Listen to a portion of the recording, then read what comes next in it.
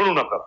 তার মধ্যে আমি প্রাণের ঠাকুর শ্রী শ্রী রামকৃষ্ণ পরমহংস দেবকে দেখি।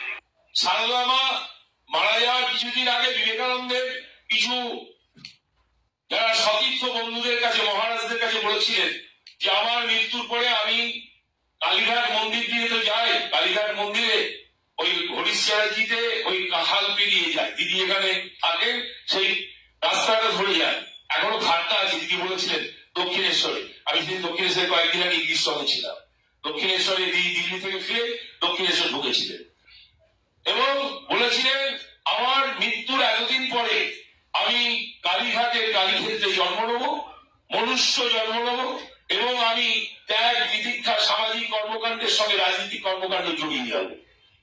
পরিসংখ্যানগত সমৃদ্ধির হিসেব নিয়ে দেখা যাচ্ছে সংখ্যা তত্ত্বে যে সারদা মায়ের মৃত্যুর পরে মমতা বন্দ্যোপাধ্যায়ের জন্মে